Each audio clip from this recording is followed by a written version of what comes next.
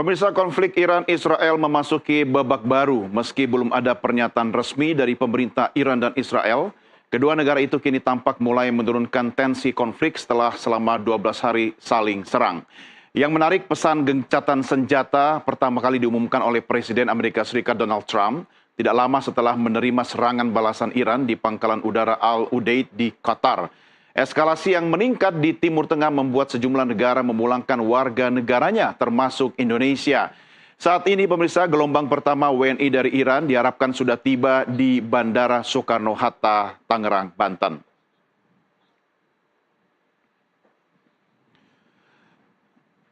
Ya, pemirsa, gambar yang Anda saksikan saat ini adalah gambar langsung dari jurnalis NTV yang saat ini bertugas di Terminal 3 Bandara Soekarno-Hatta, Tangerang, Banten, di mana saat ini kita masih menantikan kepulangan warga negara Indonesia dari Iran yang berangkat dari Baku, Azerbaijan.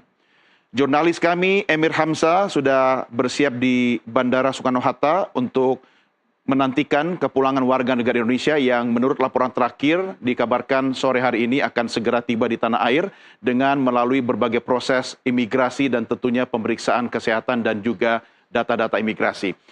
Pemirsa, saatnya sekarang Anda menyimak breaking news, sekaligus kami ajak Anda untuk menyimak diskusi terkait dengan topik Amerika Serikat, Rusia, China dorong perdamaian Iran-Israel. Sambil tentunya kami nanti akan mengajak Anda untuk mengikuti perkembangan terkini terkait dengan kepulangan warga negara Indonesia yang diharapkan tiba kembali di tanah air untuk gelombang pertama ini. Saya sudah terhubung dengan Ketua Program Studi Kajian Wilayah Timur Tengah dari Universitas Islam Universitas Indonesia, yaitu Profesor Yon Mahmudi, dan juga jurnalis serta pengamat Timur Tengah Mustafa Abdul Rahman. Selamat bergabung Prof. Yon dan Pak Mustafa, apa kabar? Baik. Ya, terima kasih Bapak-Bapak sudah bersama kami. Prof. Yon, bagaimana Anda mensikapi perkembangan terkini di Timur Tengah terkait dengan konflik Iran dan Israel? Tiba-tiba Presiden Amerika Serikat Donald Trump menawarkan gencatan senjata. Prof, komentar Anda. Ya, mungkin banyak yang kaget ya ketika Donald Trump mengumumkan gencatan senjata, karena kan posisi tensinya kan sedang tinggi-tingginya ya. Ya. Tiba-tiba kemudian seperti anti klimaksnya itu berbalik gitu ya, bahwa ada gencatan senjata. Kita lihat kan serangan yang dilakukan oleh Iran terhadap pangkalan militer yang ada di Qatar ya, di Al-Udeid, itu asumsinya kan akan membuka dan menambah ketegangan baru, karena itu kan menyangkut fasilitas yang ada di kawasan Timur Tengah dan itu dimiliki oleh Amerika. Tetapi ternyata tidak lama setelah itu kemudian Donald Trump ya mengumumkan bahwa Iran dan Israel telah setuju ya untuk mengadakan gencatan senjata. Bahkan ya Donald Trump memuji ya kedua negara itu, termasuk juga memuji Israel, memuji Iran dan juga dunia pada umumnya, termasuk juga peran Amerika. Nah, ini dalam posisi ini kan tentu kemudian menimbulkan pertanyaan, kenapa secepat itu ya Donald Trump mengumumkan gencatan senjata, padahal ketika setelah melakukan serangan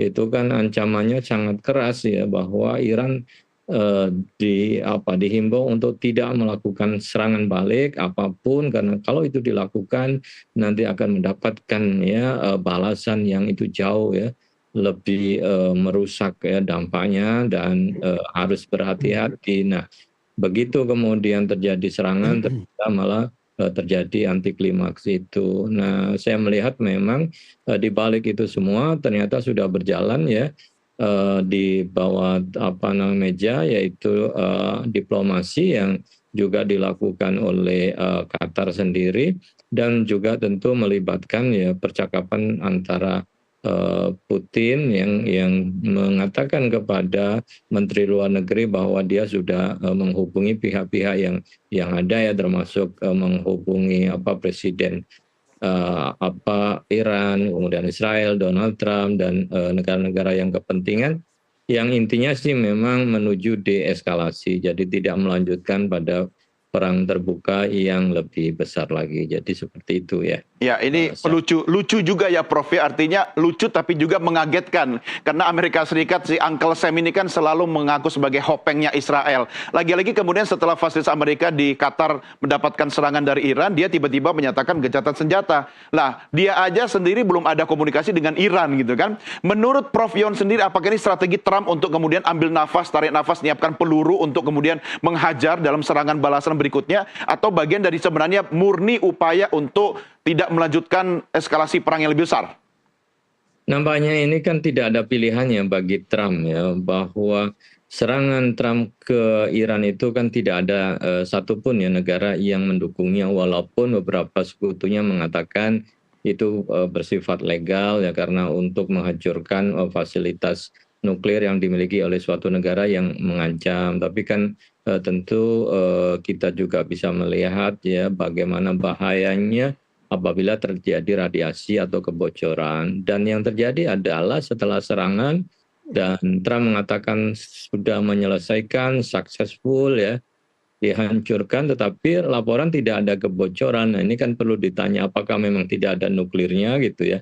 Ketika diserang itu, sehingga klaim-klaim ancaman terhadap nuklir Iran itu menjadi sesuatu yang bersifat ilusif ya, yang ancaman yang memang diciptakan oleh Israel untuk membawa Amerika agar mau mendukungnya. Dan lagi-lagi juga di dalam negeri sendiri juga tekanannya sangat besar kepada Trump, bahkan ada ancaman impeachment karena perang itu tidak melalui mekanisme Kongres ya, dan itu dianggap tidak, karena satu-satunya kan harus melalui Kongres ya. Dalam situasi yang seperti itu kan Trump juga harus berpikir apakah akan melanjutkan perang dan itu membela Israel sementara justru akan menambah beban ya rakyat Amerika ya, atau melakukan gencatan senjata yang nanti Amerika akan mendapatkan kredit pujian karena dianggap kemudian berhasil ya mendamaikan dua negara Israel dan Iran ya, walaupun tentu juga bukan sepenuhnya atas inisiatif Trump, tapi juga ada pihak-pihak lain yang kemudian juga menjadi elemen penting di dalam hal ya keputusan untuk melakukan gencatan senjata ini. Ya, baik. Pak Mustafa, bagaimana komentar Anda melihat perkembangan di Timur Tengah saat ini, Pak Mustafa?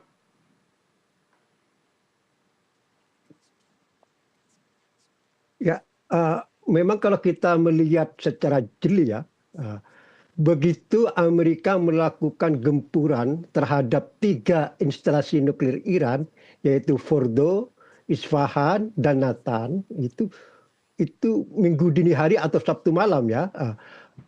Pada hari Minggu itu harian The Wall Street Journal edisi hari Minggu itu mengungkap bahwa ada gerakan rahasia yang dilakukan oleh Israel untuk segera mencapai gencatan senjata.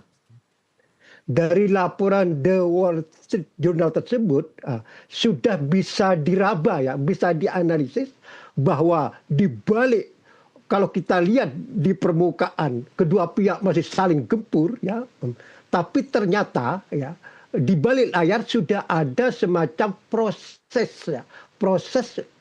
menuju upaya tercapainya gencatan senjata. Artinya setelah Amerika melakukan gempuran terhadap 3 instalasi nuklir tersebut, aspek politik ini sudah masuk, bahkan lebih besar daripada aspek perangnya. Saya sudah mencurigai atau memprediksi ini kelihatannya perang ini sudah akan berakhir ini. Sudah di luar dugaan semua ini. Lebih cepat. Saya pikir kan Iran masih butuh beberapa hari, bahkan beberapa minggu untuk menggempur Israel ya, sebagai balasan dari aksi Amerika menggempur 3 instalasi. Ternyata ada gerakan di balik layar tersebut, dan benar beberapa jam setelah itu Presiden Amerika Donald Trump mengumumkan gencatan senjata. Ini kan artinya ini seperti bom ya yang meledak ya, yang tiba-tiba perang ini bisa berakhir jauh lebih cepat di luar dugaan para pengamat. Dan tentu Israel kemudian menyambut positif pengumuman Trump tersebut ya, dan tentu ini sebelumnya kan sudah ada koordinasi. Saya mencurigai ada koordinasi antara Israel sama Amerika sebelum Trump itu mengumumkan itu. Kemudian Iran, ini saya sebut sikap pragmatis dan sikap rasional yang luar biasa dari Iran, dan menyambut positif walaupun sampai sekarang Menlu Iran Abbas Araghchi mengatakan saya tidak mengakui gencatan dengan Israel. Cuman yang saya lakukan adalah selama Amerika dan Israel itu menghentikan serangan, maka Iran juga akan menghentikan serangan. Ini sebetulnya narasi yang sudah sering diungkapkan, disampaikan baik oleh Menlu Iran Abbas Araghchi maupun oleh Presiden Iran Masoud Pezeshkian. Ya. Dan ternyata setelah terjadinya pengeboman oleh Amerika ya terhadap 3 instalasi nuklir Iran itu, sikap Iran ini tidak berubah. Saya menyebutnya ya, selama perang berlangsung ini di tubuh pemerintah Iran ini ada 2 sayap, yaitu sayap merpati, sayap yang moderat, dan sayap elang, sayap garis keras. Sayap garis keras itu adalah yang dipresentasikan oleh pemimpin spiritual Iran Ali Khamenei dan Garda Revolusi. Adapun sayap merpatinya, sayap moderatnya itu direpresentasikan oleh Presiden Iran dan Menteri Luar Negeri Iran.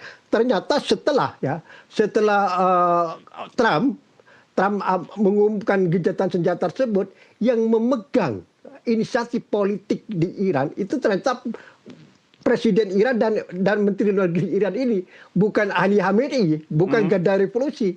Garda Revolusi dan Khamenei cenderung mengikuti lembaga eksekutif Iran ya, yang dipresentasikan oleh Presiden dan Menlu Iran. Nah, kemudian yang Mas Don, yang perlu saya sampaikan, ini gencatan senjata yang tiba-tiba dan di luar dugaan ini, saya menyebutnya adalah ini semacam transaksi, Pak Mas Don. Transaksi yang namanya nuklir berbanding atau dengan imbalan rezim. Ini maksudnya adalah Iran menerima instalasi nuklirnya itu dibombardir oleh Amerika ya. Tidak ada masalah itu, dengan imbalan ya Amerika tidak mengganggu rezim Iran ini. Artinya Amerika rezim Iran ini tetap berlangsung. Inilah transaksi yang terjadi sekarang antara Trump dan Iran gitu. Ya, perang aja ada pakai transaksi ya Pak ya. Betul. Ini kan kerjanya Trump. Senjata Gaza. Apalagi gayanya Trump kan pengusaha ya. Jadi yang penting bicara untung rugi juga begitu ya. Betul.